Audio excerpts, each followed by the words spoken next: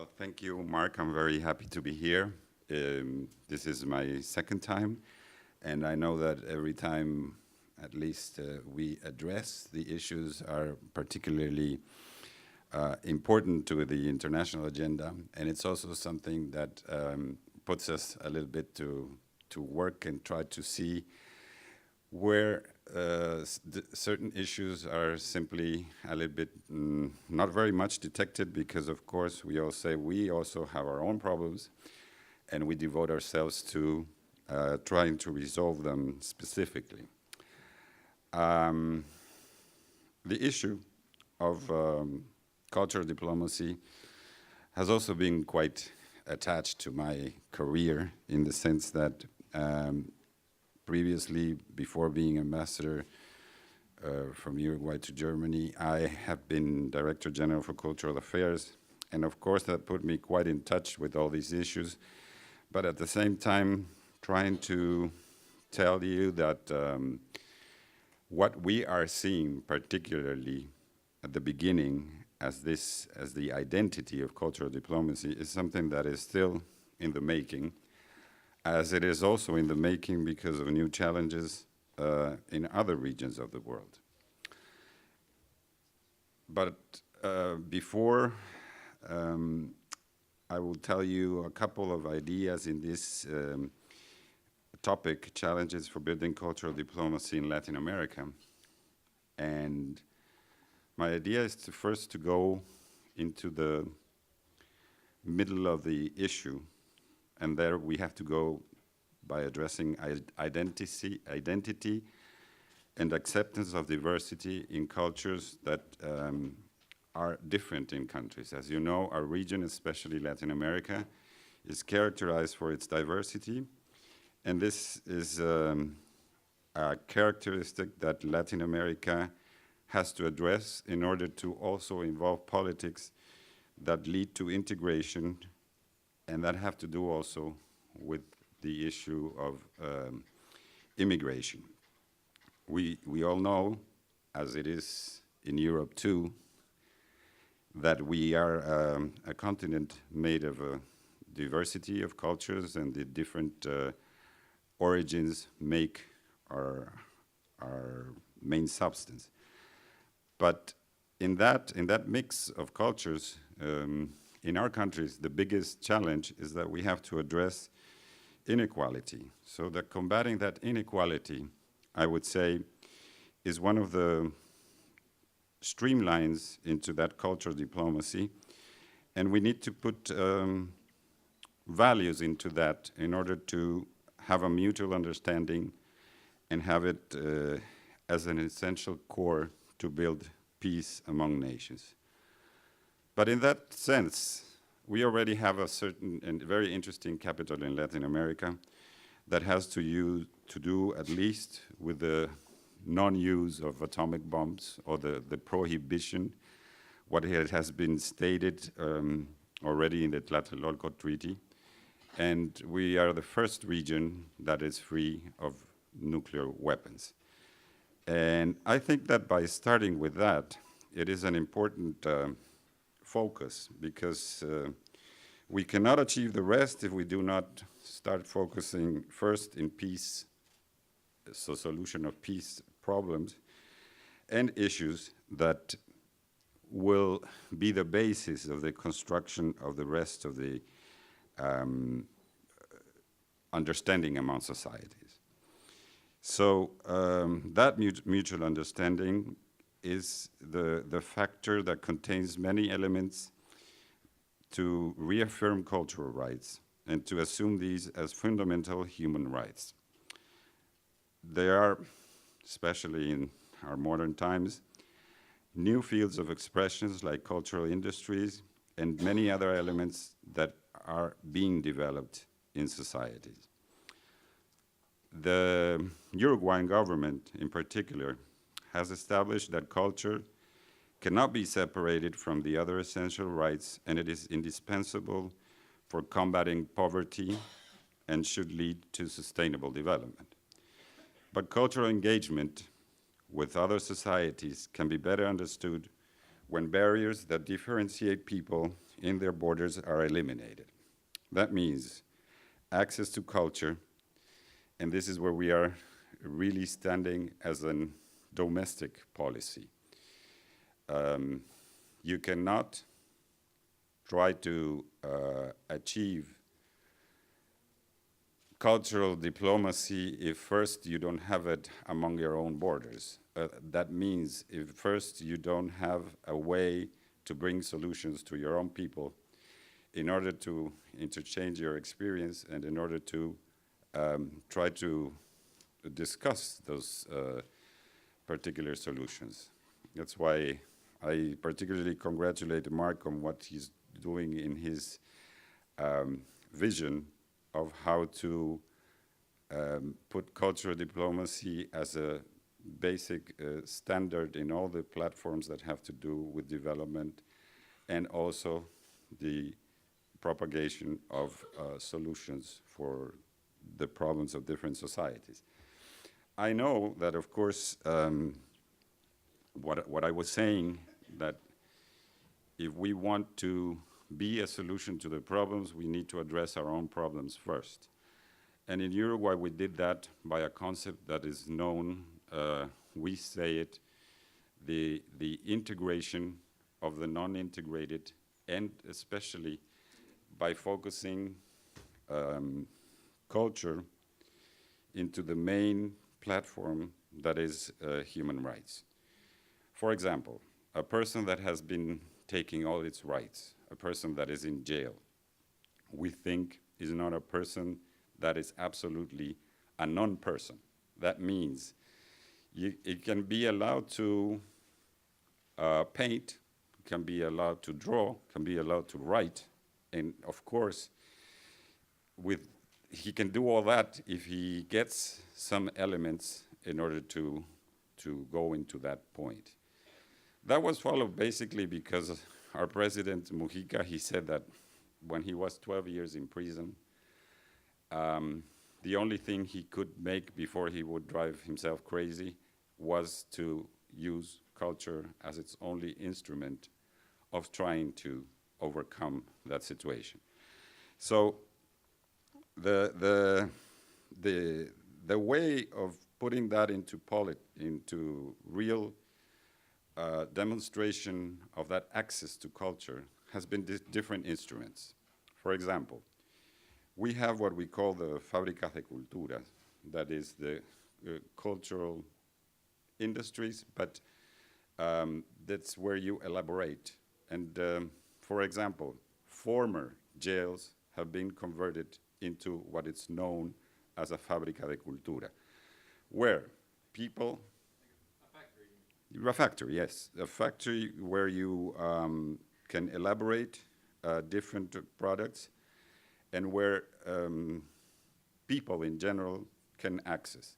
That doesn't mean we let the people out of jails to go to the factories. No, they have their own instances where they can do that. But also it has been the construction of centers of culture. The centers of cultures are also a point where people can gather, and in every neighborhood they can subscribe and they can say what they want to provide or what they want to follow. But at the same time, there was this offer that the government really received in 2006, that it was nothing but less than the Negroponte plan, in which every child could have a computer. And that access to computers has also allowed to build a platform in which people can also participate. What's happening in Uruguay right now is that at least 1 million computers have been already delivered to all the public schools, and children have access to that. They have made a very interesting impact in the sense that those children teach their parents, and at the same time, the state provides the accessibility through the connectivity. That means if you have a computer and you have no connection, it's useless. But we guarantee that access to for their uses of the computers outside of school. And that has also created a platform in order to enable the people to access to the different points of culture. English is being taught as a language for technology, obviously, and it's something that has empowered the children and even their families. But these rights go also a little bit further in the sense that when we were talking about these cultural factories and those enabling cultural investigations also can lead to that. It's not yet there, but all this issue of the Plan Ceibal means that when you are putting a computer, you're putting also all the background, the technology, and all what needs to be done in order to make them work, and that is all done with Uruguayan participation. We want that to make that as a way of democratization and as a way of combating inequality. But in the region, we have also been trying to focus where are our main problems. And by what I say, for example, it's not the real solution because we know we are in the most uneven region in the world. Latin America does not characterize itself for being a region that distributes well. And we have taken that, the distribution of the wealth, as a main element since 2005 in Uruguay. It has given, obviously, its good results because extreme poverty in Uruguay does not go much further than 0.3% right now. And it was almost coming down from something like 20%, which is what a big issue for us. And we do not characterize ourselves of being a country that distributes uneven. Of course, it doesn't mean that we are happy with that because being in the most uneven region and being the most even society does not really give us points to be happy about because we know that there are still many things to achieve, and we know that if there is not a good functioning of economy, if there is not a good functioning of the society in itself, it's very difficult to comply with all what one wants. But the resources, the investment in culture, obviously are crucial. And what we have done, even though we say that it's all right that we have had a very interesting period of growth in Uruguay and in the region, but now we are slowing down to 2%, more or less, which is not that tragic when you all see what happened in Europe in the last years.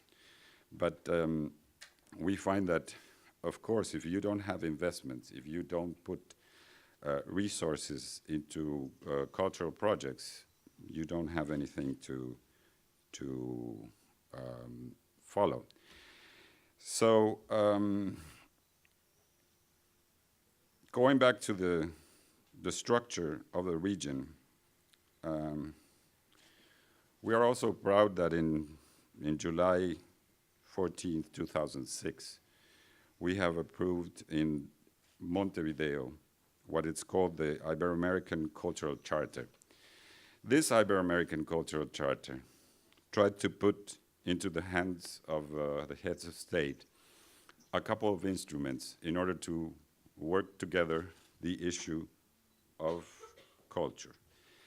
And they have, in this charter, arrived to recognition of the importance of instruments adopted by UNESCO, the Organization of American States, the Declaration on Cultural Diversity, the Convention on Protection and Promotion of Diversity of Cultural Expressions, and have tried to value these development programs in a way to exercise them in democratic systems in which culture could be developed.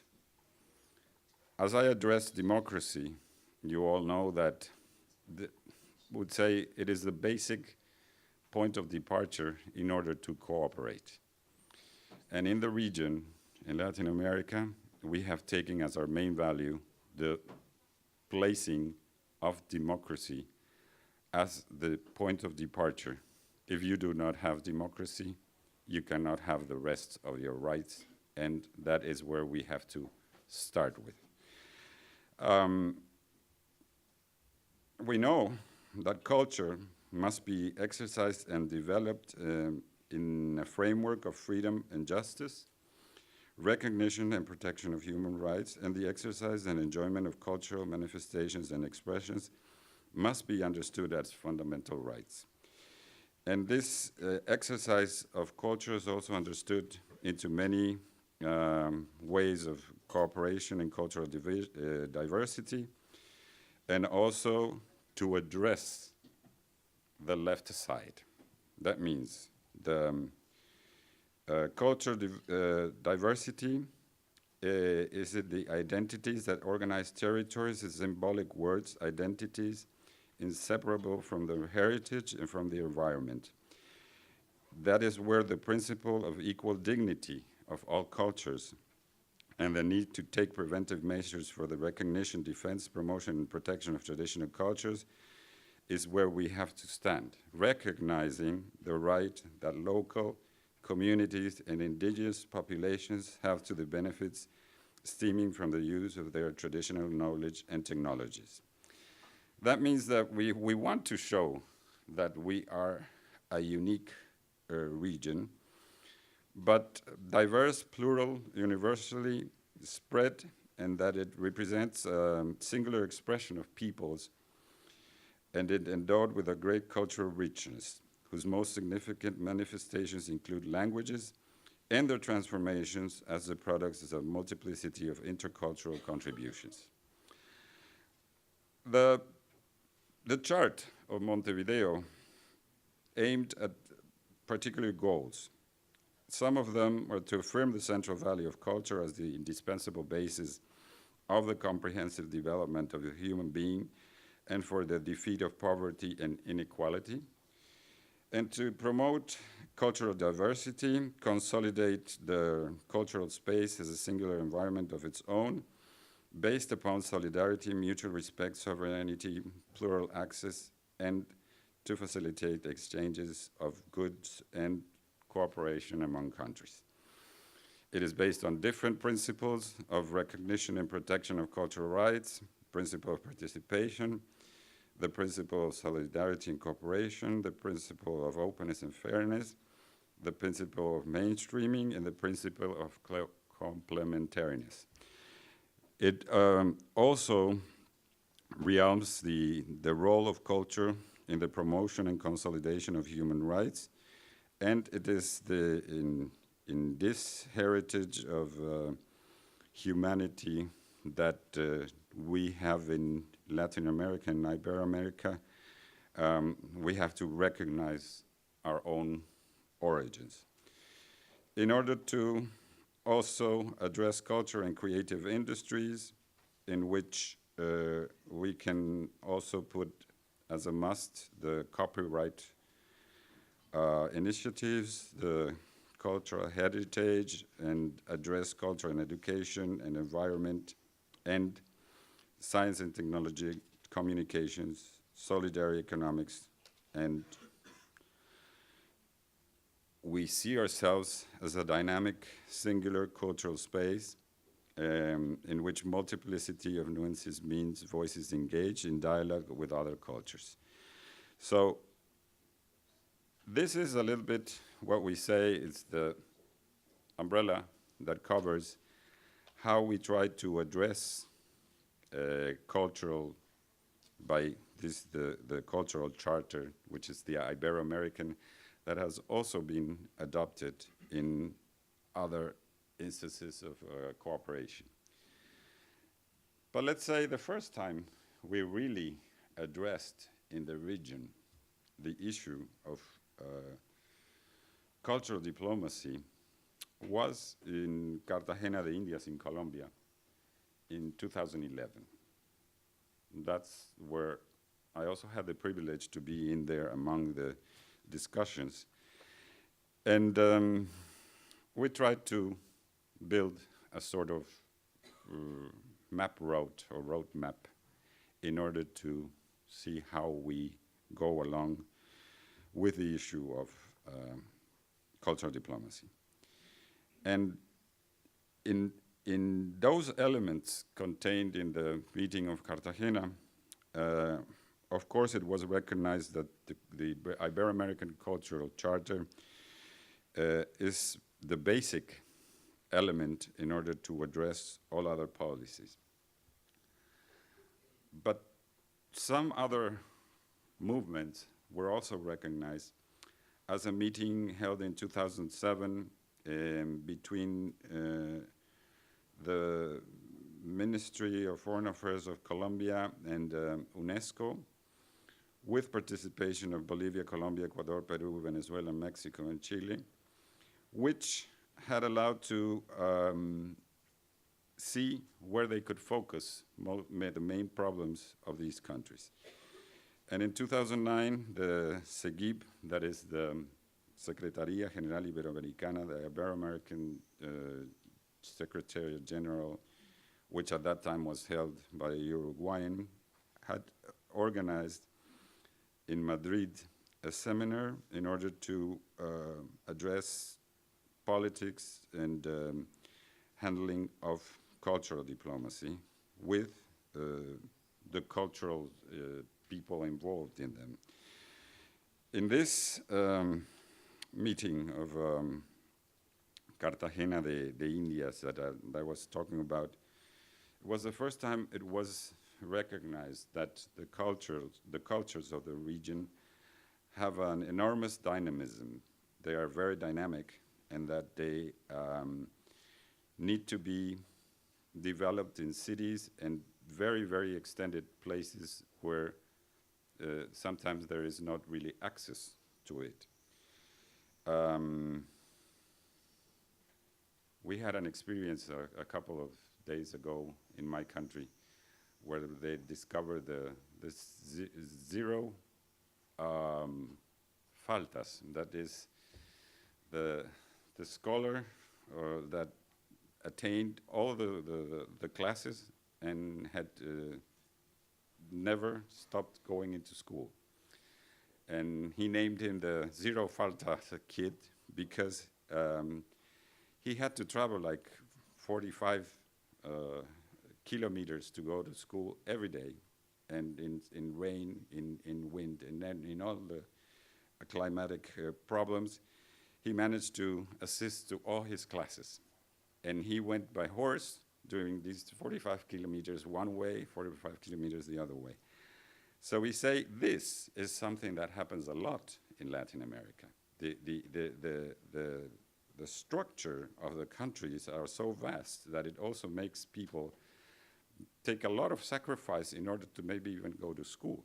So that is one of the first things one has to address. So how people relate to culture and to their own knowledge, and how they even maybe have such a stronger aim into achieving their goals.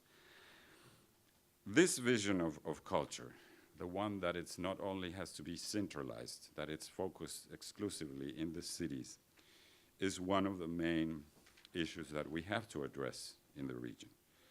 Because culture is also related to its environment, and it's also related to globalization. And migratory processes need to reaffirm those fundamental rights in which sometimes minorities lack the technologies and even a social culture in order to engage into community projects. We recognize that culture is every time more and more related to international relations, and that the dimensions of the social and identity of countries can even be better constructed when we address this inequality issue. So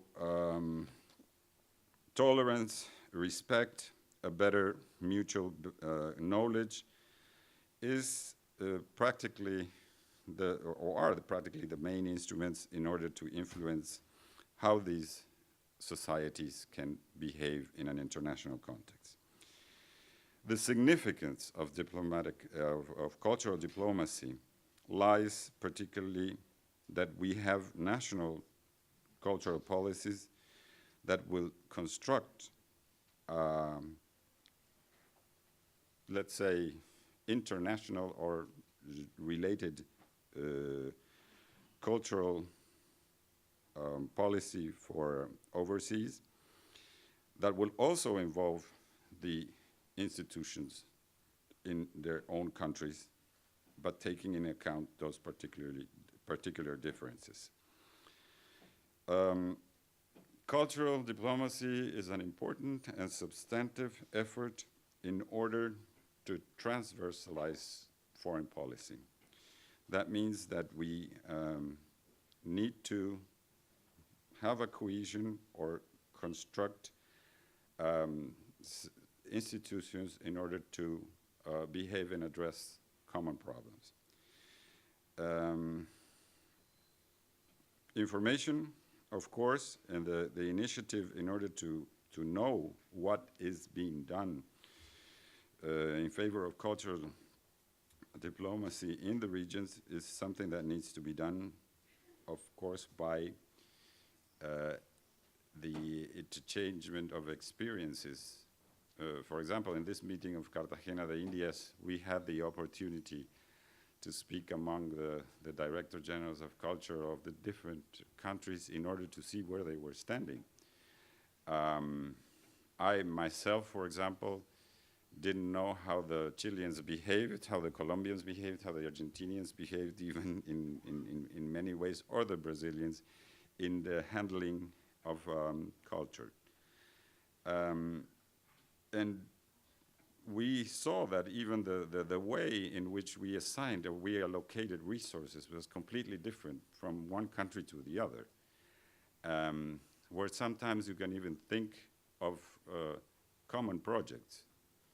We have been battling, for example, along with Argentina for the past years, in order to, for example, the traveling of cultural objects among the region is a big problem. If I am a painter and I want to exhibit, and I am in Montevideo and I want to exhibit in Bogota, it's a big problem.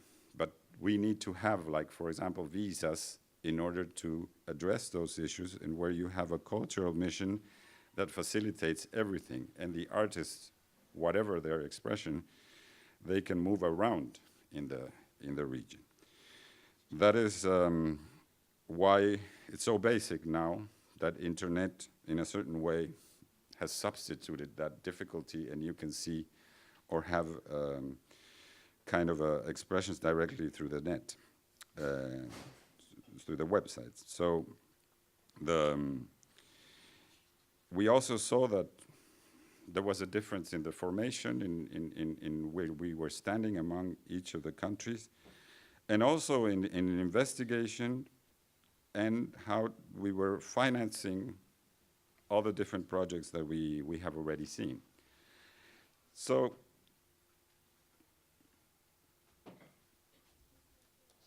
in a place where we are standing right now, where I don't know how I'm doing with my time, how much time I have assigned. Oh, okay. Well, but bringing back all these different elements that we have. Let's put where we are standing to what we are facing and compare that, for example, to Germany. And that is, I suppose, one of the issues you would probably address in a special focus, in how even Germany has reconverted itself in order to be seen outside of the world. And this year there are a couple of celebrations, not only the 25 years of the fall of the Berlin Wall, but also the 100 years of the beginning of the First World War, the 75 years of the beginning of the Second World War, and of course, another element that has nothing to do with commemoration, but was a commemoration initiated in Brazil and ended up well to the Germans for the soccer cup. All these elements, of course, tend to give that crucial times have shaped not only a cultural diplomacy, but a way to deal with conflict and how to have contributed to stand up for human rights policies.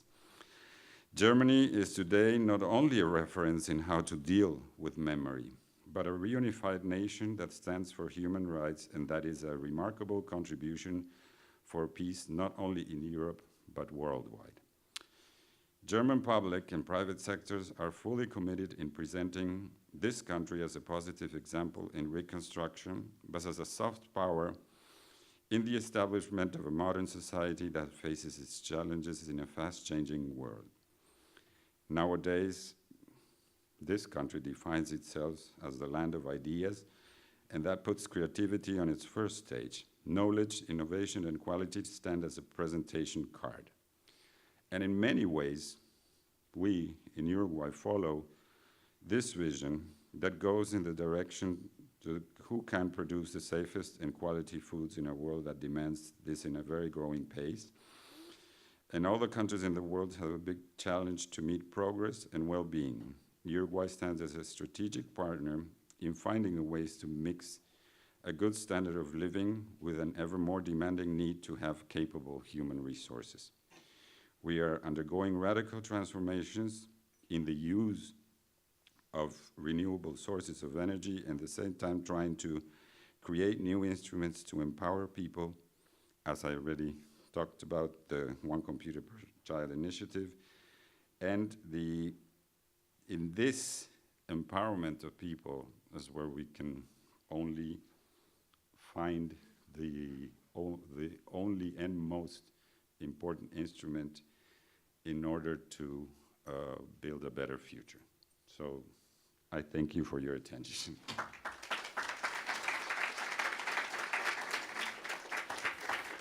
Your Excellency, thank you very much for an excellent opening keynote address for the day, which I think was very important for us to also move outside of Europe to really bring in some of the experiences and perspectives of Latin America. We are running about 10 minutes behind time, but I do want to allow maybe one question or comment before we go to our next speaker from the Embassy of Japan. So let's maybe go to the front row. I see a hand already there. If we have another mic, and as always, if you could stand and briefly introduce yourself, it'd be great.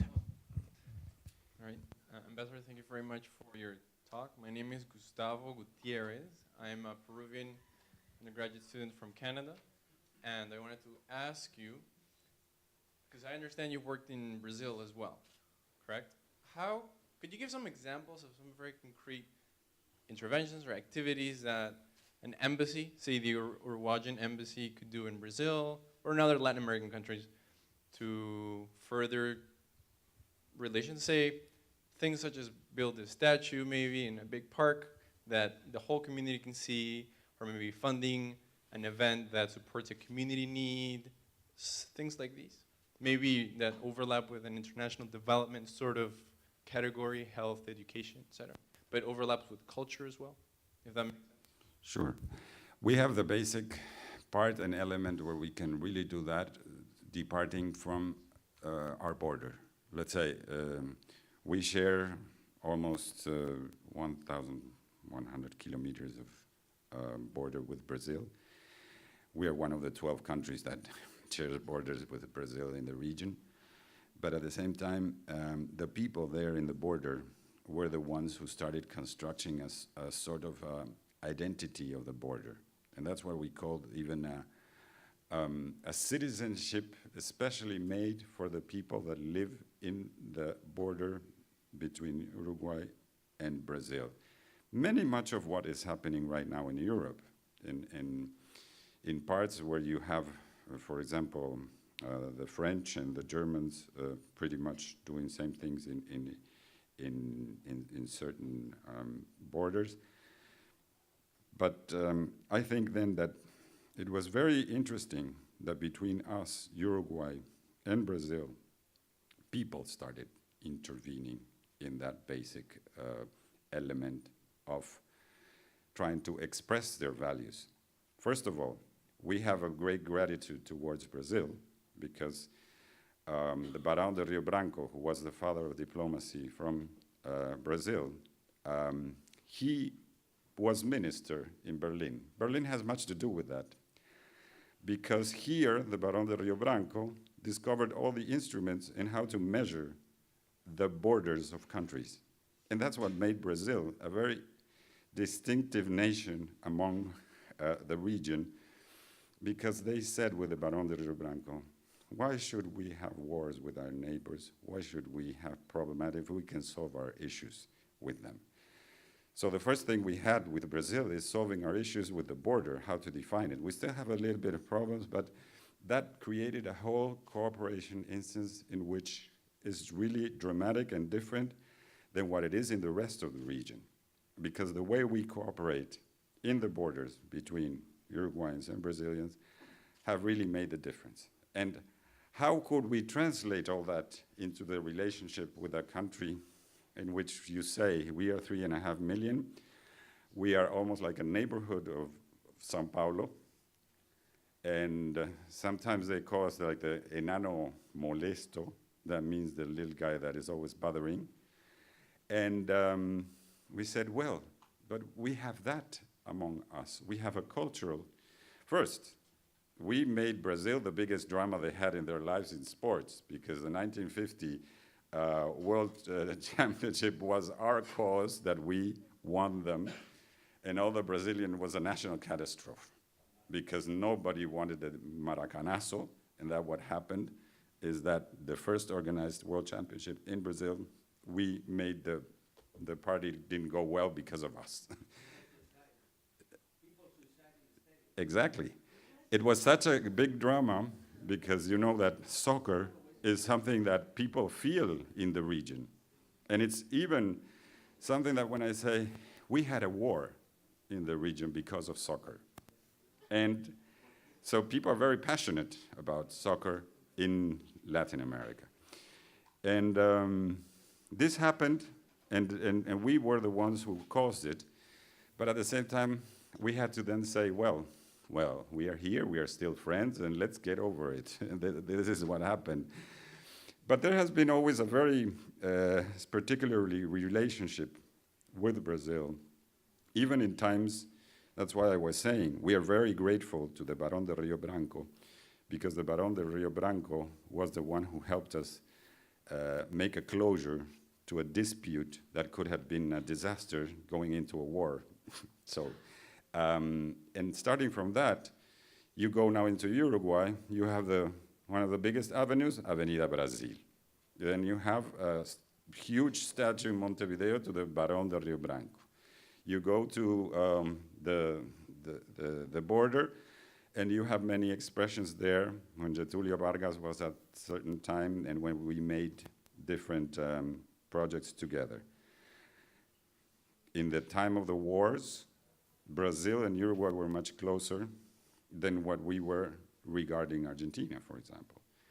And we were in a little, Brazil sent people to fight in Europe. We did not, but at the end, we declared war to the Nazi Germany at that time, the fascist Italy, and what it was in Japan with the three. So we were a country that we were very close even how we are thinking Getulio Vargas and how was the situation in Brazil and how were they opening themselves to a different perspective. So let's say we matched very well. And but there are many ways to say that we have a lot of instruments now to address that, that we can do, and we have, thank God, many expressions of our culture in Brazil, and Brazil has many of expressions in ours, and Carnival is one of them too. So there's many to do in that field. Well, great. Well, Your Excellency, thank you again so much for coming, for opening the day with your keynote speech. I wish we had more time for a very thought-provoking presentation to go in more depth. In the next days you will have, when you address the issue of what has been done and what is going on with the 25 years after. Exactly, yes. You're referring to a big event we're doing in November this year in honor of the 25-year anniversary of the fall of the Berlin Wall and the significance that that has for the rest of the world. So we do look forward to continuing, hopefully with your Vice President, in November of this year. But ladies and gentlemen, please join us in expressing our sincere gratitude to His Excellency Ambassador Alberto Guani. Thank you.